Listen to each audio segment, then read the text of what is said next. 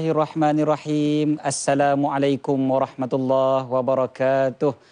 Alhamdulillah, alhamdulillahi rabbil alamin. Wassalatu wassalamu ala sayyidina wa habibina Muhammad wa ala alihi wa ashabihi wa azwajihi wa dhurriyyatihi wa man sara ala nahjihi ila yaumil la raiba fih. Subhanaka la ilma lana illa ma 'allamtana innaka antal alimul hakim. Amma ba'd. Alhamdulillah, segala puji bagi Allah Subhanahu wa taala. Kita dipertemukan lagi dalam satu lagi episod rancangan Salam Baitullah 2016, Kemuncak Ibadah Cahaya Hikmah. Dan Alhamdulillah Allah SWT mempertemukan kita pada hari yang sangat mulia. Bahkan disebutkan oleh para ulama sebagai hari yang paling mulia dalam setahun, iaitu hari Arafah 9 Zulhijjah. Salam Baitullah pada hari ini bersiaran secara istimewa, lain daripada lain. Bermula dari petang tadi jam 4.30 petang sehingga jam 11 malam nanti, insya-Allah. Dan seperti biasa juga kita ada tetamu-tetamu yang begitu hebat, insya-Allah, yang akan membicarakan topik demi topik. Dan petang ini insya-Allah kita akan membincangkan tajuk yang hebat, tajuk yang kalau dengar pertama kali je orang dengar orang sengih dah.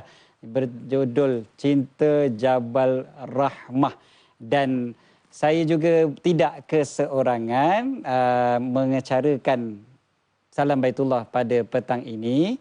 Seperti biasa, bersama dengan saya adalah Heliza Helmi.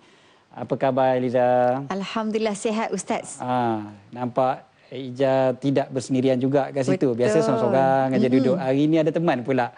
Tiba-tiba rasa lain. Itulah. Siapa tu sebelah? Sebelah saya ni adalah, siapa tak kenal dengan Abang Ali Ekspedisi.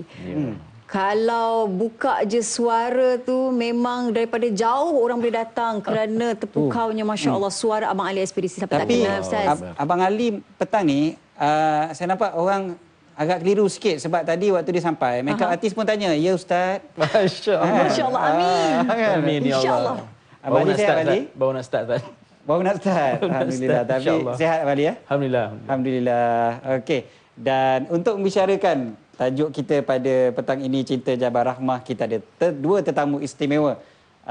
Sebelum kita dengar celoteh Abang Ali dan juga kita nak dengar nyanyian Abang Ali juga, tentu sekali. InsyaAllah. Tentu sekali. Sama dengan saya, di sebelah kanan saya, Profesor Dr. Muhammad Kamil Ibrahim. Seorang pendakwah, seorang pensyarah, seorang penulis buku dan macam-macam lagi. Sihat, Prof? Assalamualaikum. Assalamualaikum warahmatullahi wabarakatuh. Sihat, Prof? Alhamdulillah. Terima kasih kerana sudi hadir ke Salam Baitullah. Ahlan wa sahlan.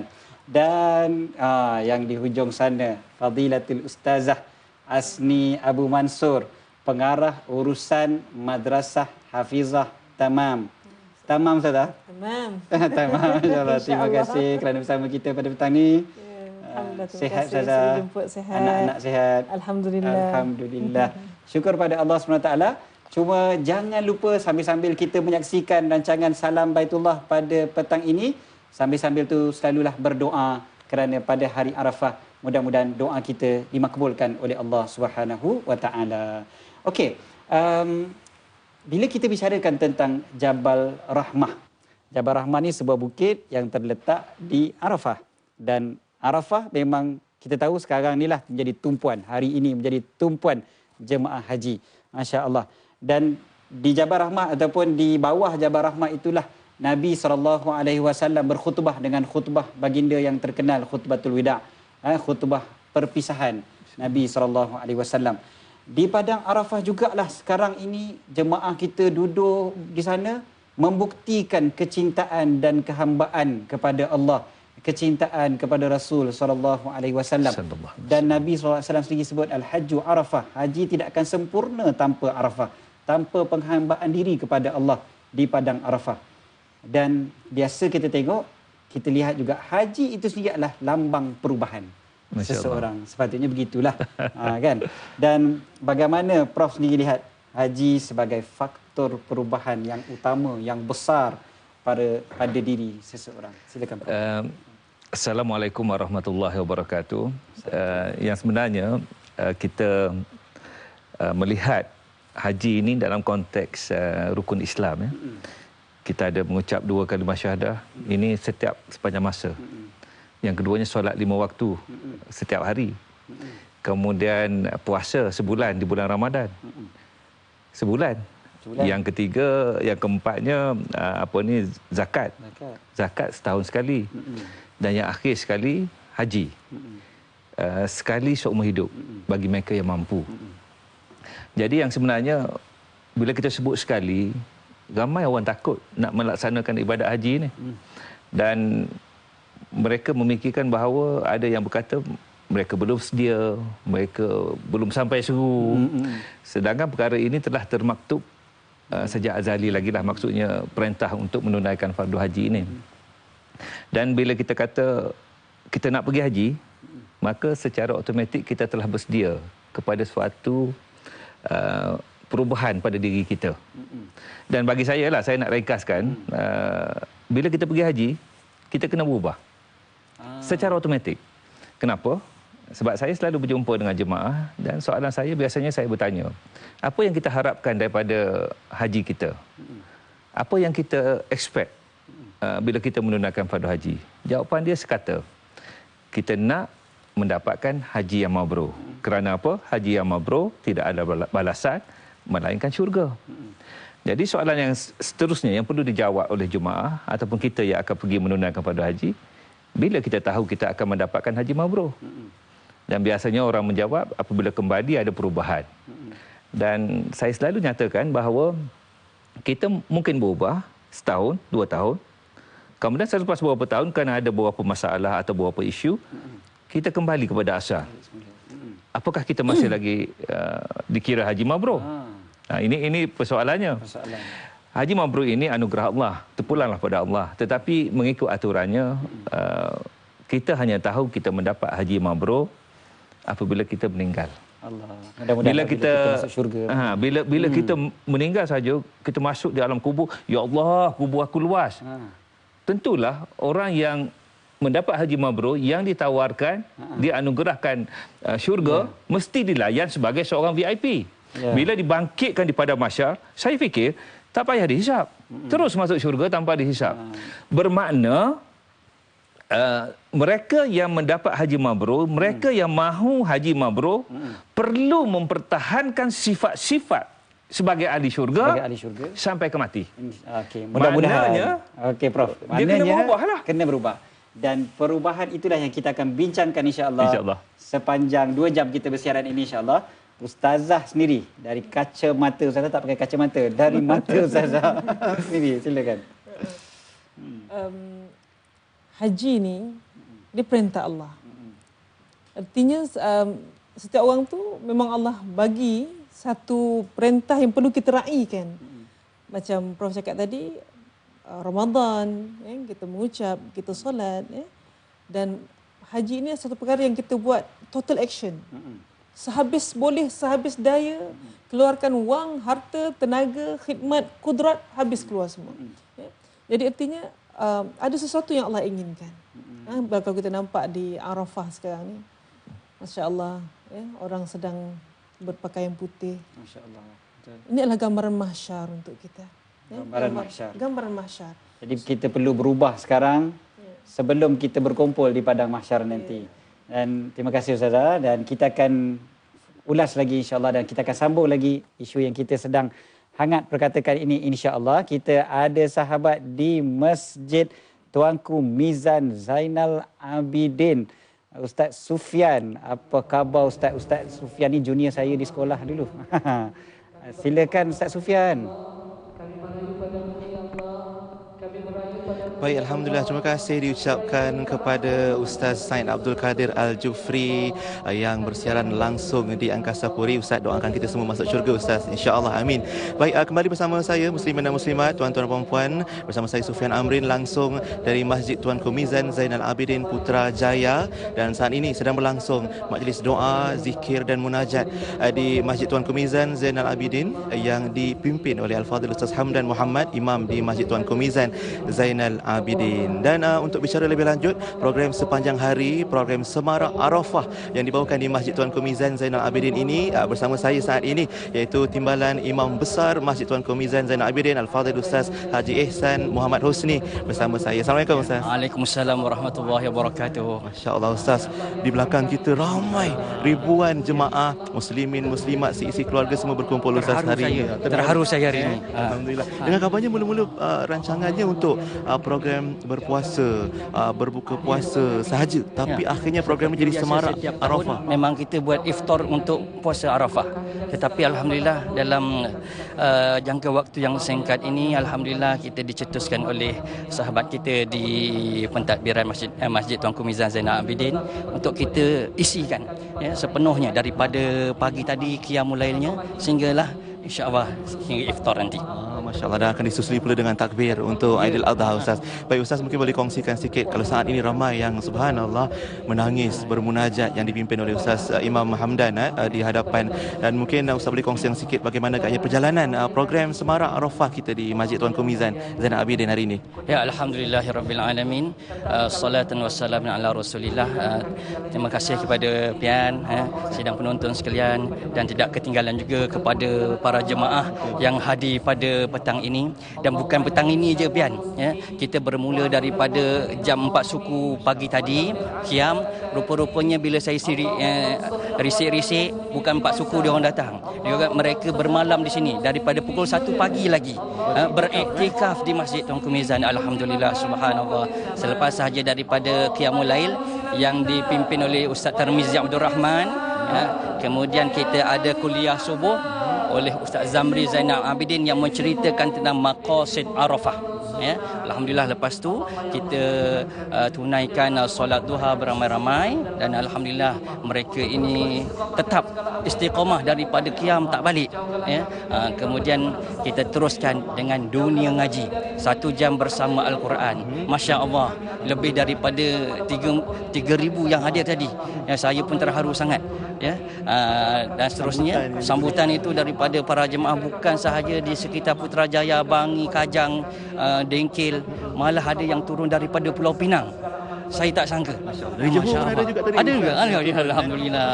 Bersama program kita, dan saat ini subhanallah macam-macam pengisian program, dan saat ini pun ramai yang sedang mengaminkan doa yang dipimpin oleh Ustaz Hamdan dalam munajat hari ini. Bagaimana agaknya? Seolah-olah ini menggambarkan apa yang sedang berlangsung juga saat ini secara langsung di Padang Arafah di Tanah Suci Ustaz. Begitulah kita jangkakan begitu, dan memang seiring dengan waktunya Arafah pada jam 15 petang tadi, sebenarnya jemaah haji kita sedang berwukuf di Arafah, dan saya sempat juga melihat siaran televisyen daripada YB Menteri kita sedang berkhutbah tadi, dan alhamdulillah para jemaah kita yang berjumlah 22,000 lebih mendengar khutbah daripada YB Menteri, dan kita doakan inilah di saat langit terbuka, mudah-mudahan doa kita yang kita pohon mustajab doanya insya-Allah. Amin. Amin ya rabbal alamin. Terima kasih Ustaz, tahniah juga untuk Masjid Tuanku Mizan Zainal Abidin Ustaz ya. Baik, dan alhamdulillah penonton sekalian, kita telah saksikan apa yang berlangsung di Masjid Tuanku Mizan Zainal Abidin. Kembali bersama Ustaz Said Abdul Kadir di studio.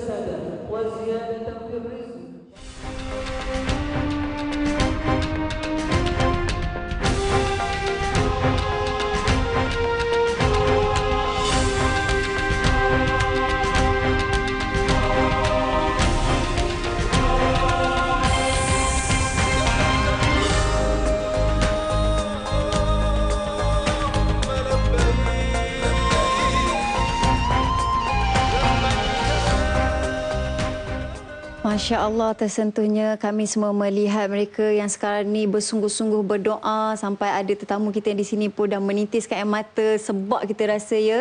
Dan di sebelah saya ini adalah seorang yang kami cukup kagumi penghijrahannya, iaitu Abang Ali Ekspedisi. Apa khabar bang? Alhamdulillah sihat. Sihat alhamdulillah. Kita pun nampak abang pun dah bergenang-genang merah matanya, masya-Allah. Nampak seorang bila menyanyi tu rock tapi dalam hati ada taman. Dan Abang Ali kita kenal lagunya popular dengan Semangat Yang Hilang, lagu Teman, apa lagi Bunga Angkasa, Masya Allah. Dan kita berada dalam Salam Baitullah ini sudah pastinya kita nak tanyakan kepada Abang Ali tentang Tanah Suci itu sendiri. Bila kali pertama Abang Ali menjejakkan kaki di Tanah Suci? Alhamdulillah, pertama kali pada tahun lepas, bulan 4. Masa tu Pertama kali tahun lepas? Tahun lepas. Oh. Tahun yang ni adalah tahun yang kedua. Okey, Syukur Alhamdulillah. insya-Allah. Pertama tu memang dia rasa macam terkejut lah. Ada orang nak taja ni. Dulu-dulu sebelum tu ada orang nak taja, tapi saya cakap nanti dulu lah, biarlah saya kumpul duit saya sendiri. Tapi bila dia nasihatkan, bila dah ada peluang nak pergi ni, tengah sihat, tengah umur, tengah okey macam ni, baik pergi kan. Betul. Alhamdulillah, saya pun cakap okey lah, saya pergilah. Kali pertama saya pergi tahun lepas. Tahun lepas. Jadi bila kali pertama Abang Ali jejakkan kaki di Tanah Suci, pergi mana dulu? Mekah ke Madinah? Saya turun Madinah. Turun Madinah dulu. Jadi bila turun Madinah dulu, kita biasanya akan nampak terus Masjid Nabawi, dia punya tiang-tiang dengan cahaya lampu dia. Apa perasaan Abang Ali waktu tu? Semasa perjalanan daripada airport Jeddah ke Madinah tu dah di apa? Dinasihatkan, banyak bertasbih kan. Betul. Kita pun labbaik Allahumma labbaik. Kat situ dia dah apa? Perasaan sebab tu dah ada. Bila nampak je masjid tu, ya Allah. Belum turun lagi, kita dah rasa macam, ya Allah, untungnya dapat tempat yang selama ini kita dah ni tengok dekat kaca TV, dekat FB yang biasa orang hantar kan. Kali ni kita dapat dengan mata kepala kita sendiri. Kita tengok, ya Allah, tengok lampu masjid, nampak dia dah start. Dah tak boleh nak tasbih dah. Turun lagi ya. Sampai masa tu lebih kurang dalam pukul 3 pagi tak silap. 2 ke 3 pagi itu. Kita siap-siap. Ustaz dah siapkan rehat dah dulu. Sebelum subuh nanti baru kita pergi. Tapi excited memang lain macam siap-siap mandi terus pergi. Terus itikaf dekat masjid. Ya Allah, memang pertama kali jejak masjid tu lagi lah. Memang tak tahu nak cakap yang dia punya perasaan.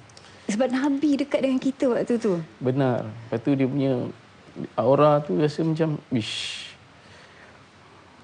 kita cuba nak masuk ke dalam Raudah hari pertama tu agak sukar sikit lah. Yang kedua, tiga tu baru dapat masuk. Bila Abang Ali masuk dalam Masjid Nabawi dan akhirnya berpeluang masuk ke Raudah, dapat masuk dan dapat menyaksikan sendiri makam Nabi Muhammad sallallahu alaihi wasallam. Dan pastinya perasaannya bertambah lagi seperti mana yang sebelum ni. Macam mana Abang Ali waktu tu? Saya masa yang first sampai tu, kita dapat solat subuh di dekat dengan makam Rasulullah. Masa azan tu, oh ya Allah. Saya teringat cerita Bilal. Cerita Bilal ni kan, kehebatan Bilal. Bila dengar azan, ya Allah. Azan subuh tu saya dah tak boleh buat apa dah. Memang tak boleh nak cover dah menangis tu. Dengar cerita kisah Bilal, kisah Rasulullah. Kita teringat apa yang Ustaz cerita masa kita punya majlis ilmu kan. Kisah Bilal yang memang saya rasa kalau nak jelaskan dia memang agak sukar lah. Dia punya kegembiraan yang nak dapat duduk di dalam Masjid Nabawi tu. Masya Allah, Masya Allah. Dan saya ada satu lagi soalan nak ditanyakan kepada Abang Ali. Namun sebelum itu kita nak saksikan dulu satu pakej yang telah disediakan. Dan beliau adalah seorang yang saya juga kagumi dan boleh kata macam abang kat saya. Jom kita sama-sama saksikan.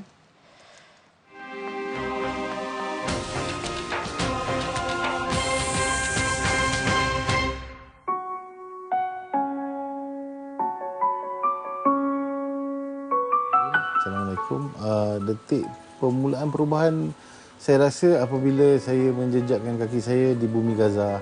Itu pada saya rasa pada kali pertamanya saya melihat dunia di dalam keadaan yang berbeza, dan bila saya pulang dari Gaza, perspektif saya terhadap dunia sudah berbeza. dan pada ketika itu lebih saya sedar tentang kemanusiaan, tentang kekuatannya orang-orang beriman, dan juga kerana pengalaman saya dengan orang-orang Palestin di sana dan tengok betapa kuatnya mereka walaupun kita anggap mereka di dalam kesusahan yang sangat teruk, tetapi mereka semua orang-orang yang tenang, berjiwa tenang, orang-orang yang kuat. Saya bersyukur kerana Allah SWT telah menghalakan saya untuk pergi melihat keadaan dengan mata saya sendiri, pasal saya adalah seorang pengarah dan saya adalah seorang yang sangat visual. Jadi bila visual tu di depan mata saya memang dia terus meresap dan masuklah kepada diri saya, dan saya rasa perubahan diri saya pun bermula pada ketika itu, dan ianya menjadi satu benda yang penting dalam kerjaya kehidupan saya, yang apa-apa yang kita buat mesti kerana Allah SWT.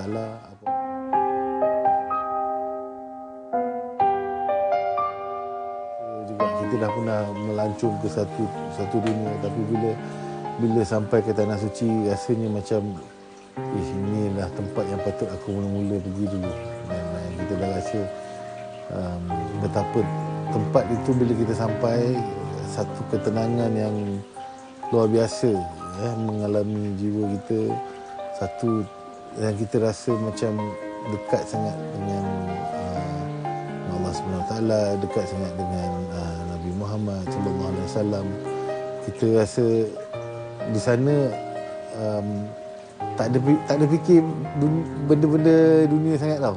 Bila kita kat sana kita duk fikir tu je, kita fikir lepas ni nak pergi solat lagi, lepas ni nak berdoa, nak minta, kita nak tengok kita tempat-tempat yang pernah dilalui oleh Rasulullah sallallahu alaihi wasallam.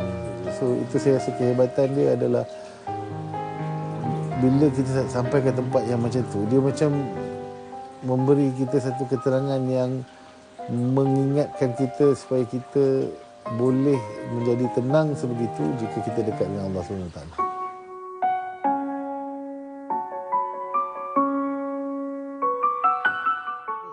Kita cuba juga buat sebaik mungkin program-program kita mengikut kehendak syariah, supaya ianya tak, kita nak tunjukkan kalau nak berhibur boleh, tapi ada cara dia dan juga ada tertib dia bagi orang Islam. Assalamualaikum warahmatullahi wabarakatuh. Saya Aflin Syauqi dan saya ingin mengucapkan Selamat Hari Raya Haji Aidiladha kepada semua yang berada di Mekah Al-Mukarramah dan juga di Malaysia juga, yang kita ada saudara mara yang pergi menyambut haji. InsyaAllah satu hari kita juga akan sampai ke sana juga.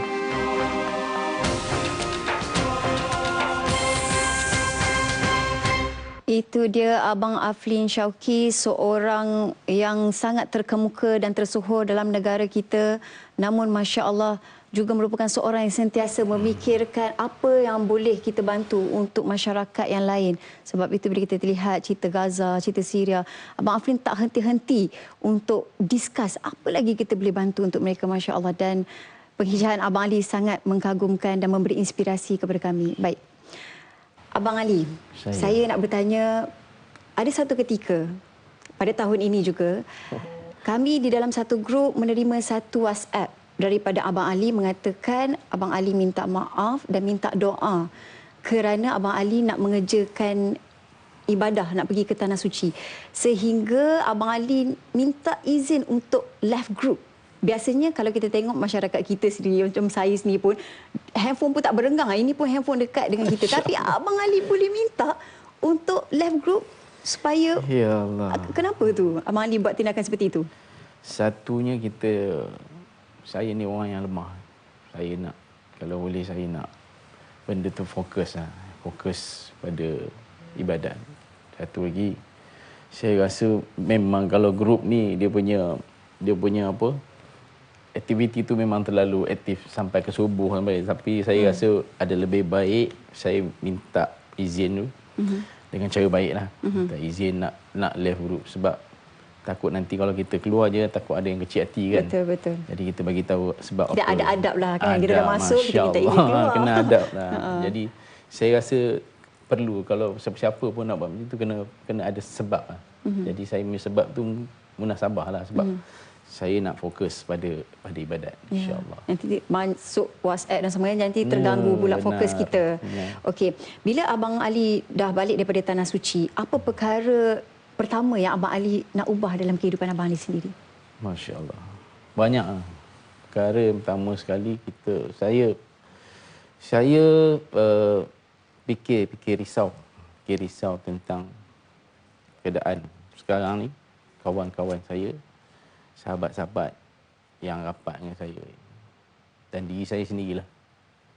Risau ke mana tujuan arah hidup kita sebenarnya. Betul. Risau, takut tersasar. Jadi saya ambil tindakan untuk memujuk kawan-kawan untuk bersama-sama dengan kami punya grup lah. Kalau tak keberatan saya cakap, satu jemaah yang nak bentuk kawan-kawan yang dalam geng-geng grup kami, rockers yang bukan diorang ni tak bagus, tapi diorang ni sebenarnya lagi baik daripada saya. Cuma kita nak mengajak biar benda ni menjadi satu grup, jadi satu suasana yang lebih baik daripada yang dulu. Okey. Jadi itulah matlamat sebenarnya. Pun risau juga, selain daripada sahabat-sahabat, kita risau juga adik-adik, anak-anak, isteri semua. Itu satu tanggungjawab yang besar. Betul. Jadi saya kena alert lah benda ni. Okey. Masya-Allah, itu satu perkara yang kita tanggungjawab semua orang untuk mengajak kebaikan dan juga kemungkaran. Okey, ini adalah soalan terakhir mungkin dalam 1 minit. Bagaimana kita tengok penghijraan Abang Ali daripada dulu sampai sekarang, dan saya tengok semakin hari semakin lebih baik, semakin tawaduk. Memang kita baru-baru ni berforum sekali. Jadi di situ pun saya tengok masya-Allah. Begitu dahsyat sekali Abang Ali kan dapat mengistiqomahkan diri sendiri. Jadi bagaimana nak istiqomah tu untuk kami semua ni, hijrah perubahan, mungkin Allah dah bagi hidayah. Nak istiqomah tu. Satu kita kena selalu jaga kita punya niat lah, niat kita sebenarnya nak apa? Niat kita nak hijrah sebab apa? Satu lagi pesan pada seorang ustaz, niat kita kalau nak keluar rumah pun kita kena niat dakwah. Bila kita niat dakwah, insya-Allah Allah akan memudahkan semua urusan. Satu lagi, kalau boleh kita duduk dalam satu kelompok yang kawan-kawan yang boleh membimbing kita. Alhamdulillah hari ini saya pergi mana-mana, saya di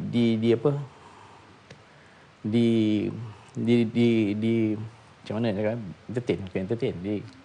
Hiburkan, bukan? Kan. Berkawan dengan ustaz.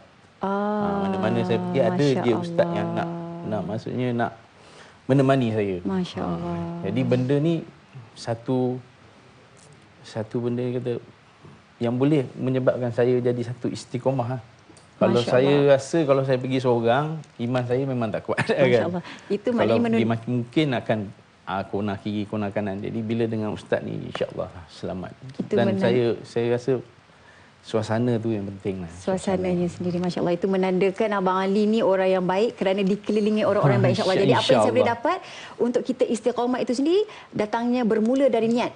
Maknanya innama a'malu binniat, setiap perbuatan bermula dengan niat itu sendiri. Jadi terima kasih banyak-banyak Abang Ali Ekspedisi di atas perkongsian. Masya-Allah, kita rasa sangat terharu dengan kedatangan Abang Ali. Kita rasa macam sangat berserilah studio kita dalam Salam Baitullah ini. Insya-Allah, terima kasih banyak-banyak. Kita teruskan, Ustaz Syed, apa ceritanya? Okey, terima kasih kepada Eliza dan terima kasih pada Abang Ali. Terima kasih banyak-banyak, dan juga kita tadi dah dengar Abang Ali dan juga Haji Afni Syauqi bercerita tentang perubahan-perubahan mereka, masya-Allah. Dan juga sebelum saya nak dengar lagi, kita semua nak dengar sebenarnya daripada Ustazah Asni ni, tadi tak puas lagi. Cuma sebelum terlupa, penonton di rumah boleh mengajukan soalan kepada panel-panel kita yang hebat-hebat di depan ni melalui Facebook Salam Baitullah, #SalamBaitullah 2016, atau terus menghubungi 03 22829062, 22829062. Tadi Ustazah bercakap tentang perubahan tadi tu, bermula daripada pengorbanan pergi ke Tanah Suci itu sendiri kan. Ustazah kata tadi korban harta, korban masa, tenaga dan sebagainya. Bagaimana itu sebenarnya lebih-lebih lagi dari perspektif seorang muslimah itu sendiri, Ustazah? Silakan. Perubahan. Ya. Apa pun sebenarnya kita kena faham apa maksud kita yang Allah letakkan kita ke atas dunia ni. Tujuan kita untuk kita menjadi seorang hamba. Seorang hamba Allah yang taat perintah Allah sebagaimana Nabi Ibrahim AS yang meraihkan perintah Allah. Nabi Ibrahim meraih perintah Allah sedangkan dia tak tahu kau kena hantar isteri dan anak engkau ni ke satu tempat yang dia pun tak tahu. Kalau kita dah tahu, okey kau hantar kat Bangi ke, hantar kat Kajang ke, hantar kat KL ke, dah tahu dah. Ada masjid kat situ, ada orang kat situ. Kedai mamak kat mana pun Kedai tahu. mamak kat mana pun tahu. Kan? Tapi masalahnya Nabi Ibrahim tak menjadikan perintah Allah itu sebagai masalah. Dan Nabi Ibrahim AS tak jadikan perintah Allah itu sebagai pilihan. Jadi kata aku kena hantar kau kat sini. Hajar tanya, wahai suamiku ini perintah Allah ke? Ya. Jadi mereka satu family raihkan perintah Allah yang dia tak tahu apa hikmahnya. Dan daripada segi logik akalnya itu macam tak logik. Tapi kerana itu perintah Allah mereka raihkan. Mereka tak bagi pilihan. Maksudnya aku tutup aurat ni Allah suruh lah, tak ada pilihan. Tapi masalahnya kadang-kadang kita memberi pilihan pada diri kita. Aku hati tak baik, macam mana aku nak tutup aurat? Lepas tu kita pun kadang-kadang lemah dengan kata-kata kawan-kawan, sahabat-sahabat, kata orang kecam, orang keji, ni contohlah. Artinya kita buat perintah Allah tu ikut kata orang. Bukan kita raihkan perintah Allah. Dulu sahabat-sahabat bila turun perintah Allah, sahabat-sahabiah tu meraihkan perintah Allah, nak tutup aurat tak ada tudung sarung, tak ada tudung instan, tak ada.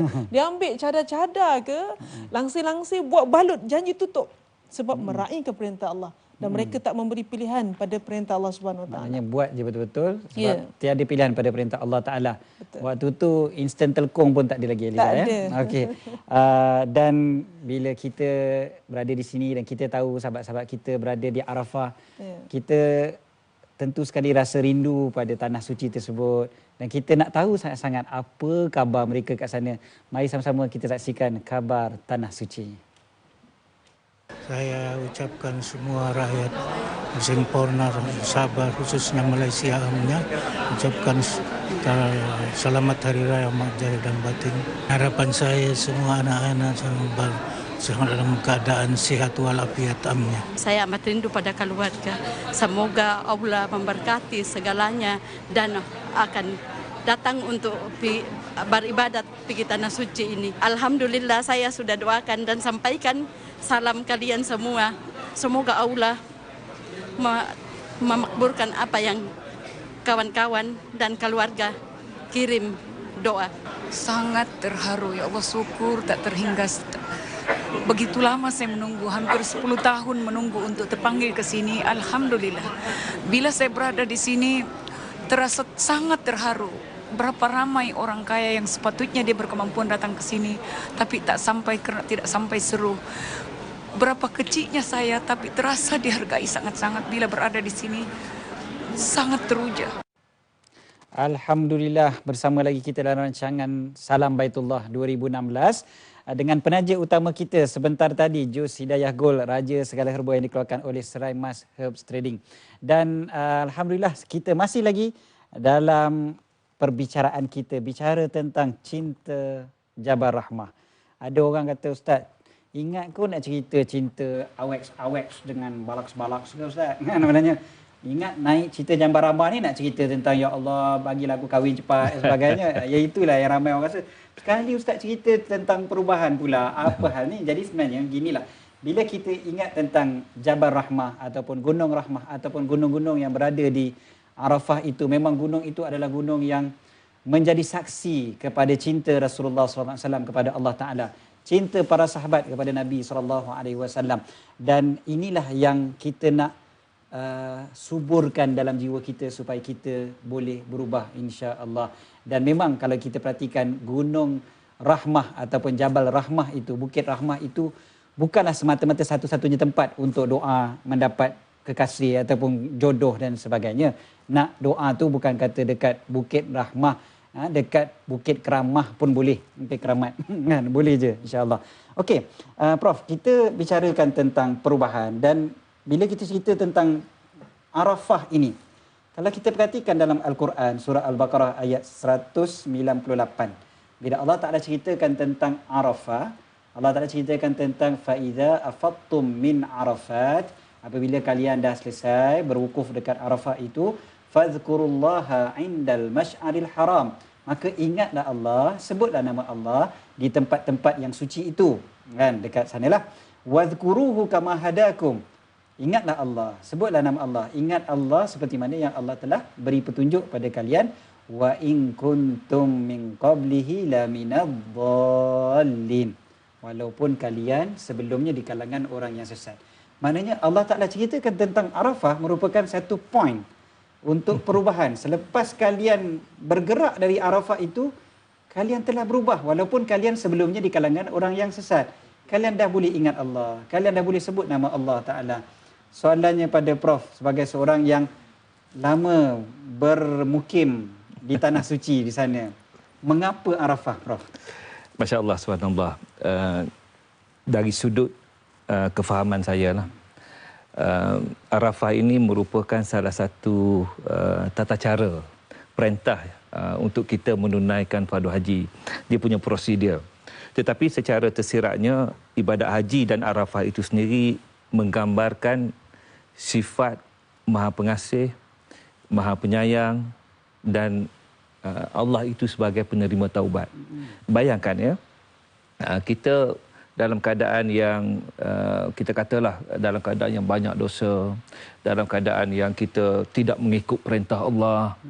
Tiba-tiba bila bab haji ini, bila kita mahu menunaikan fardu haji, perkara yang pertama sekali yang kita akan lakukan ialah membersihkan diri. Proses penghambaan diri kepada Allah SWT. Kita memohon keampunan Allah SWT.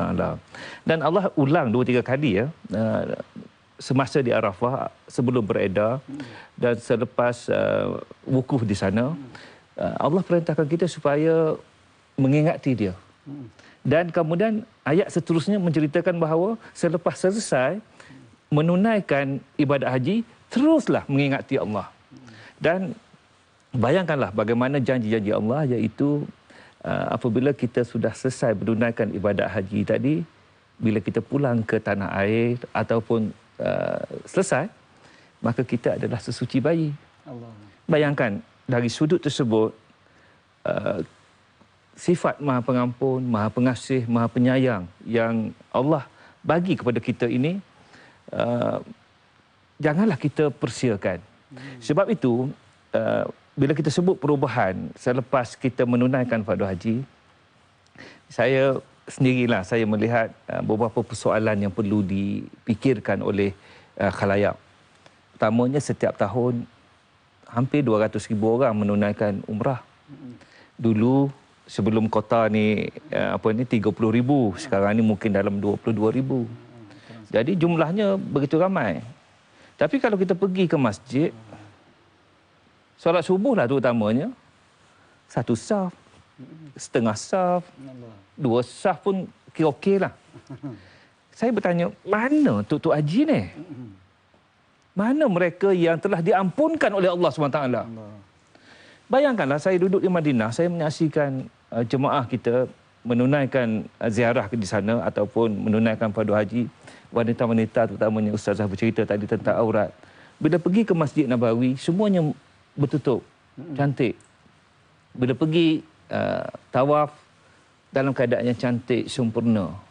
Tapi ramai bila balik ke Malaysia, bertukar arah. Apakah kita tidak merasa sesuatu bila berada di sana, bila kita menunaikan, bila kita berhimpun di Arafah dengan seolah-olah di padang mahsyar begitu perasaan kita.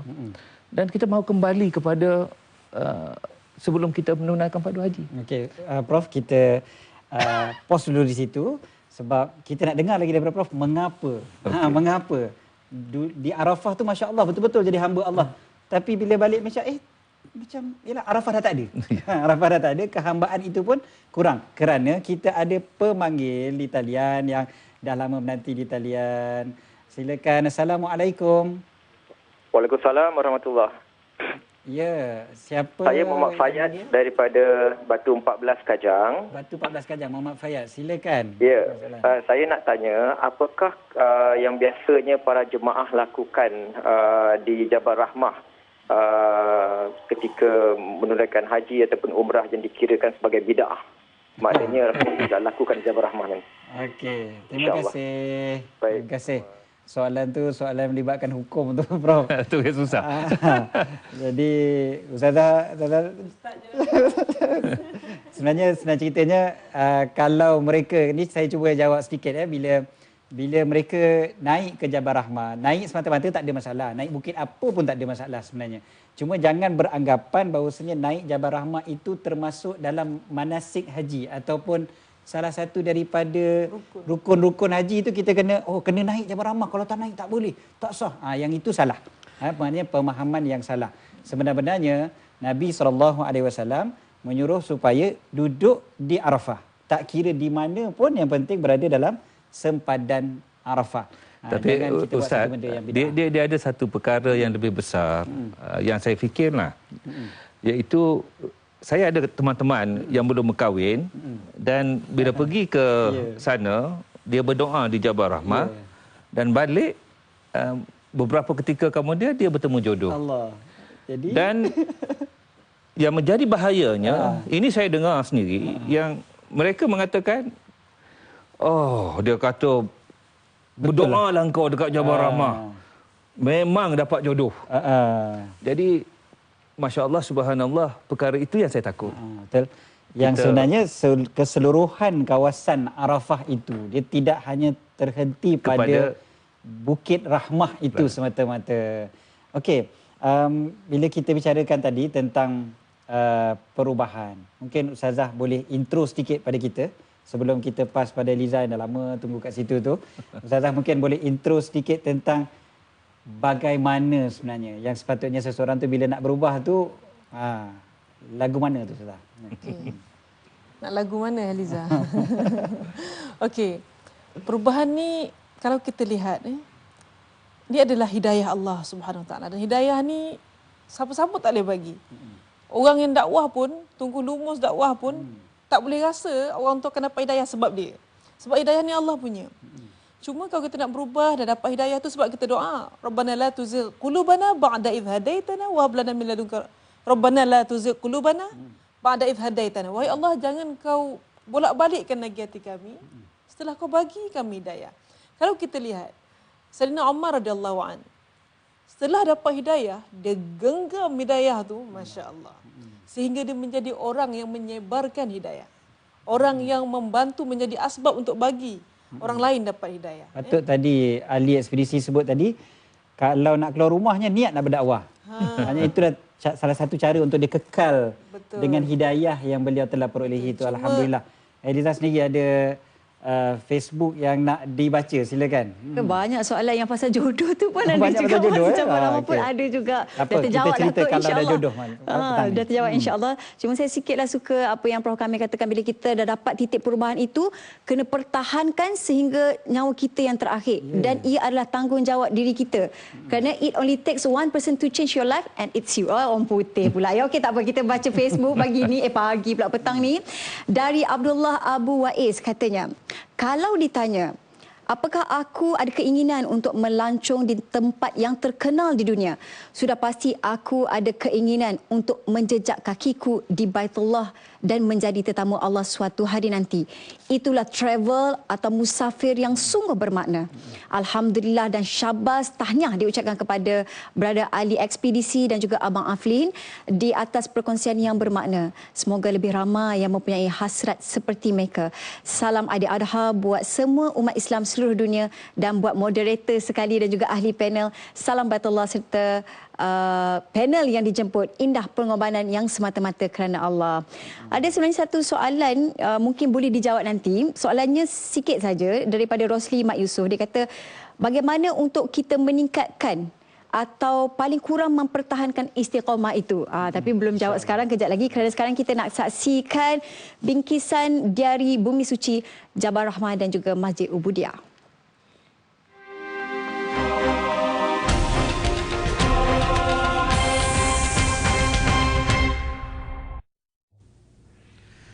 Terdapat banyak tempat yang menarik dan menyimpan pelbagai cerita serta sejarah para Nabi di Tanah Suci Mekah. Kru Diary Bumi Suci kali ini akan membawa anda ke satu lagi lokasi yang menjadi tumpuan orang ramai apabila sampai ke Mekah, iaitu Jabal Rahmah. Di mana Jabal Rahmah ada cerita yang cukup istimewa, dikatakan antara tempat ataupun ikon kasih sayang. Ini adalah Jabal Rahmah yang mana cerita mengatakan ketika zaman Nabi Adam dan juga Hawa diturunkan ke bumi, dan di sinilah pertemuan mereka.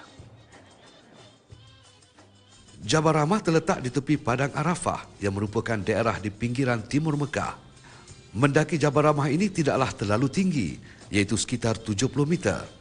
Maka sepanjang kami berada di sini, kami dapat melihat pelbagai golongan berpusu-pusu memanjat Jabal Rahmah dengan niat dan hajat masing-masing.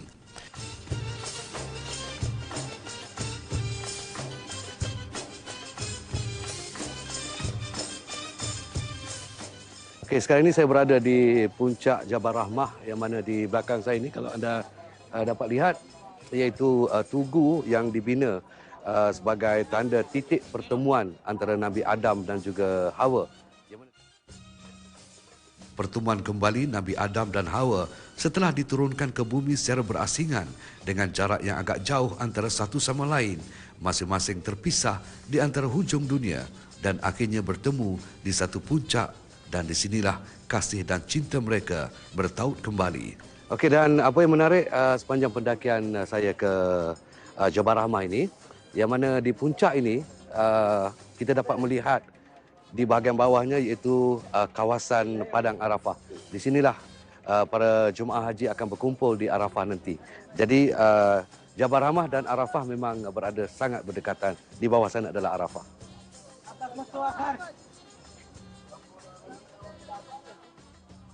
Dari Jabal Rahmah kami menyambung perjalanan ke destinasi seterusnya, iaitu Masjid Hudabiyah yang terletak kira-kira 22 km dari kota Mekah.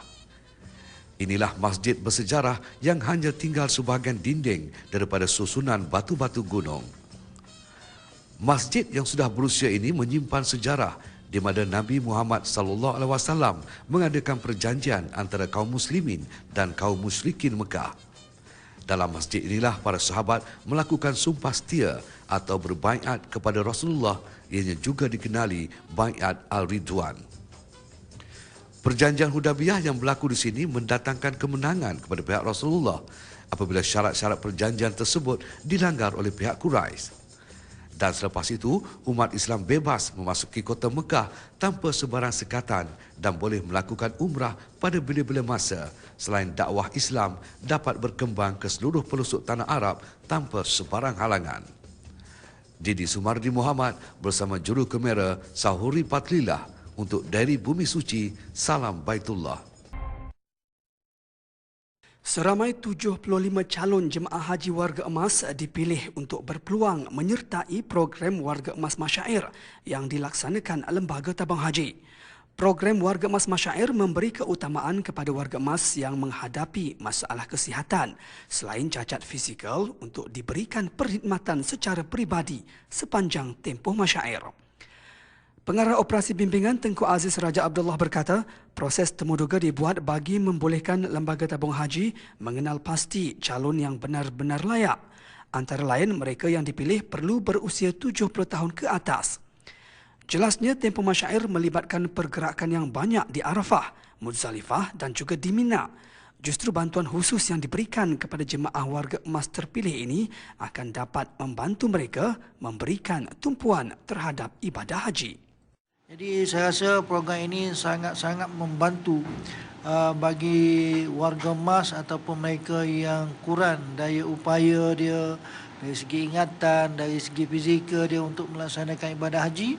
Kemudian kita tolong dia, membantu, insya-Allah haji mereka pun akan sempurna dan tabung haji ataupun kita tidak ada lagi lah insya-Allah kehilangan jemaah haji semasa berada di Arafah ataupun di Masyair. Tambah Tengku Aziz, selain faktor kesihatan, proses saringan turut melibatkan aspek kaunseling. Meskipun Lembaga Haji telah menetapkan jumlah pemilihan bagi warga emas untuk menyertai program yang diwujudkan, namun ia bergantung kepada situasi semasa dan perkembangan kesihatan jemaah terlibat. Kita pun boleh bertolak ansur. Kalau memangnya selepas dipilih ni dia tak layak, tiba-tiba oleh kerana ada masalah-masalah tertentu, kita akan pilih juga. Kita tidak bergantung 100% kepada kriteria.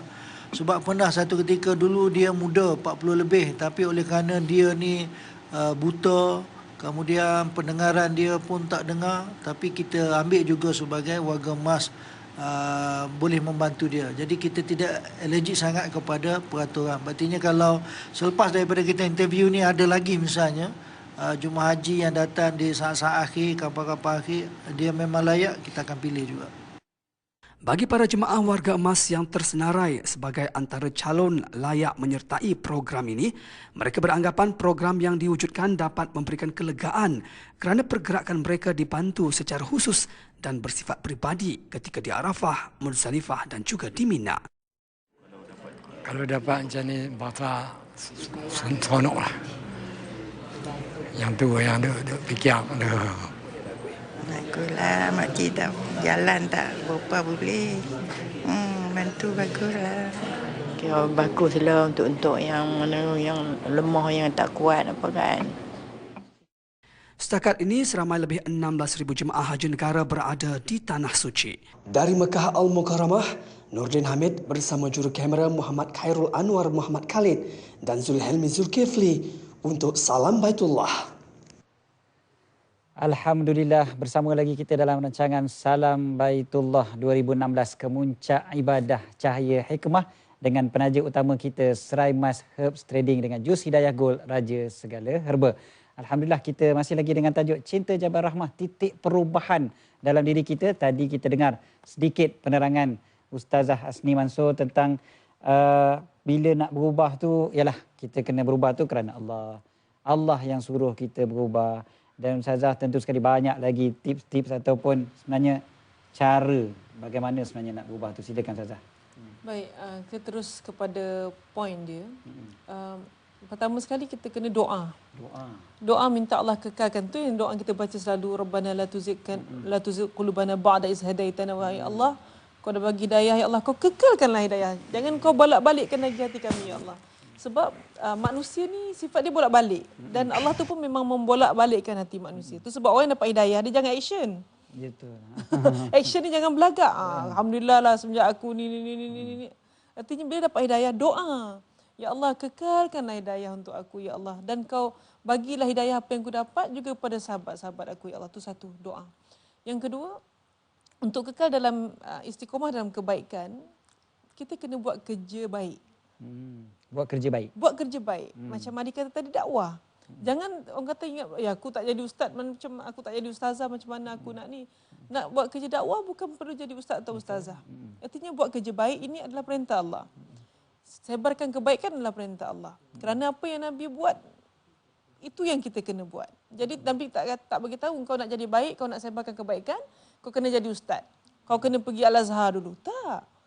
Nak jadi orang baik, kena sebut dan ajak orang jadi baik macam kita.